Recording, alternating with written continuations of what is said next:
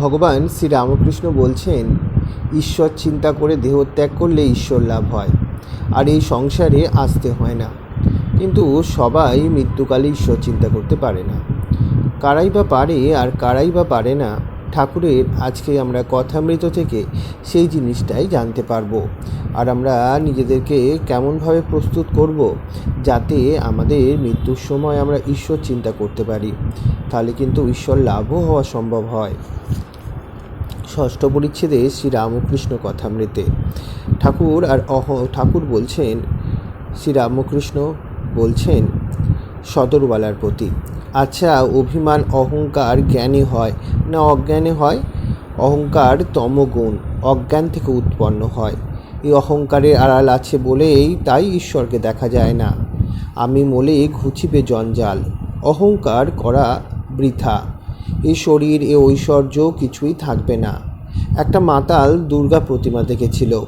প্রতিমার সাজগোজ দেখে বলছে, মা যতই সাজো আর গোজো, দুই দিন পরে তোমাকে টেনে গঙ্গায় ফেলে দেবে। সকলের হাস্য। তাই সকলকে বলছি, জজই হও আর যেই হও, সব দুদিনের জন্য। তাই অভিমান অহংকার ত্যাগ করতে হয়। সত্য রজ এবং তমগুণের ভিন্ন স্বভাব। তমগুণীদের লক্ষণ অহংকার, নিদ্রা, বেশি ভোজন, কাম, ক্রোধ এইসব। রজগুণীরা বেশি কাজে জড়ায়। কাপড় পোশাক ফিটফাট, বাড়ি পরিষ্কার পরিচ্ছন্ন, বৈঠকখানায় কুইনের ছবি। যখন ঈশ্বর চিন্তা করে তখন চেলে গরদ পরে, গলায় রুদ্রাক্ষের মালা। তারা মাঝে মাঝে একটি সোনার রুদ্রাক্ষ। আবার যদি কেউ ঠাকুর বাড়ি দেখতে আসে তবে সঙ্গে করে দেখায় আর বলে, এদিকে আসুন, আরও আছে। শ্বেত পাথরের মার্বেল পাথরের মেঝে আছে, 16 ফোকর নাট মন্দির আছে। আবার দান করে লোককে দেখিয়ে। সত্যগুণী লোক অতি সৃষ্ট শান্ত, কাপড় যা তা, রোজগারে পেট চলা পর্যন্ত। কখনো লোকের তোষামত করে ধনও লয় না। বাড়িতে মেরামতো নেই, ছেলেদের পোশাকের জন্য ভাবেও না, মান সম্ভ্রমের জন্য ব্যস্তও হয় না। ঈশ্বর চিন্তা দান ধ্যান সমস্তটাই গোপনে, লোকে টেরও পায় না। মশারির ভিতরে ধ্যান করে, লোকে ভাবে বাবুর রাতে ঘুম হয় নাই, তাই বেলা পর্যন্ত ঘুমোচ্ছেন। সত্যগুণ সিঁড়ির শেষ ধাপ, তারপরেই ছাদ। সত্যগুণ এলেই ঈশ্বর লাভের আর দেরি হয় না, আর একটু গেলেই তাকে পাবে।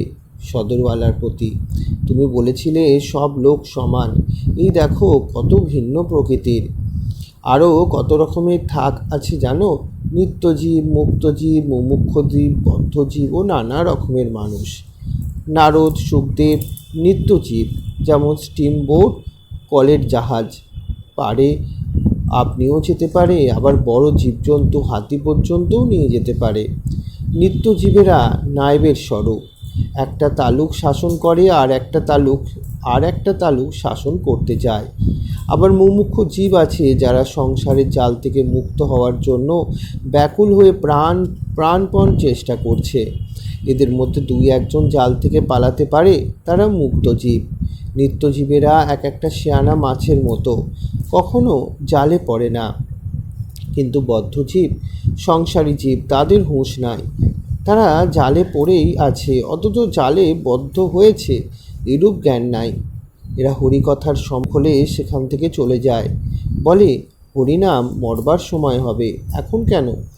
আবার মৃত্যুশয্যায় শুয়ে পরিবার কিংবা ছেলেদের বলে, প্রদীপে অত সলতে কেন, একটা সলতে দাও, তা না হলে পুড়ে যাবে।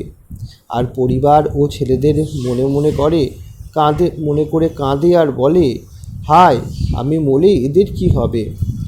আর বদ্ধজীব যাতে এত দুঃখ ভোগ করে, তাই আবার ওরে যেমন উটের কাঁটা ঘাস খেতে খেতে মুখ দিয়ে দরদর করে রক্ত পড়ে, তবু কাঁটা ঘাস ছাড়ে না। এদিকে ছেলে মারা গেছে, শোকে কাতর, তবু আবার বছর বছর ছেলে হবে। মেয়ের বিয়েতে সর্বশান্ত হলো, আবার বছর বছর মেয়ে হবে। বলে কি করব, অদৃষ্টে ছিল। যদি তীর্থ করতে যায়, নিজে ঈশ্বরতা করবার অবসর পায় না। কেবল পরিবারদের পুটুলি বই প্রাণ যায়।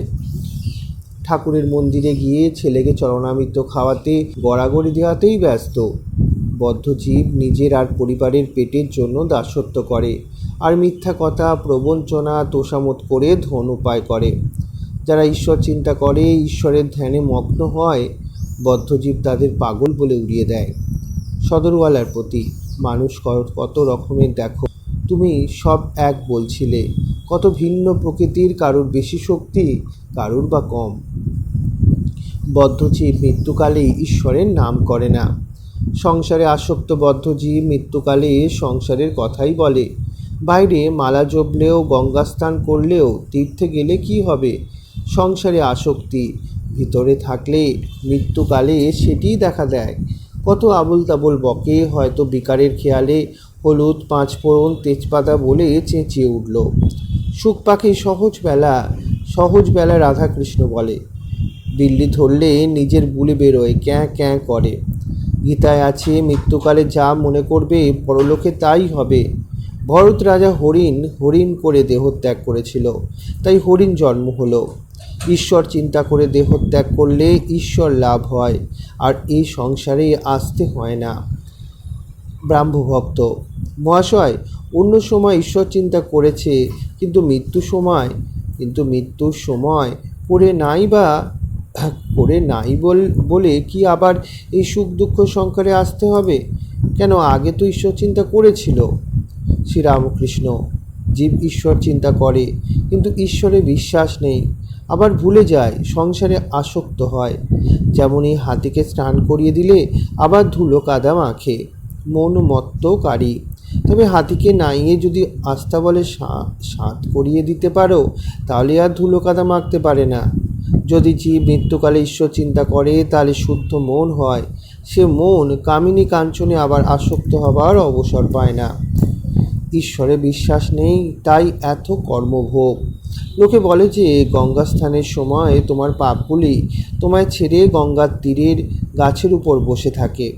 যাই তুমি গঙ্গা স্নান করে তীরে উঠছ, অমনি পাপগুলি তোমার ঘাড়ে আবার চেপে বসে। সকলের হাস্য। দেহত্যাগের সময় যাতে ঈশ্বর চিন্তা হয়, তাই বলে আগে থাকতে উপায় করতে হয়। উপায় হচ্ছে অভ্যাস যোগ। ঈশ্বর চিন্তা অভ্যাস করলে শেষের দিনেও তাকে মনে পড়বে। ব্রাহ্মভক্ত, বেশ কথা হলো, অতি সুন্দর কথা। শ্রীরামকৃষ্ণ, কি এলোমেলো বকলুম, তবে আমার ভাব কি জানো? আমি যন্ত্র আর তিনি যন্ত্রী, আমি ঘর আর তিনি ঘরণী, আমি গাড়ি আর তিনি ইঞ্জিনিয়ার, আমি রথ আর তিনি রথী। যেমন চালান তেমনি চলি, যেমন করান তেমনি করি। এ ছিল আজকে ঠাকুর শ্রী রামকৃষ্ণের কথা।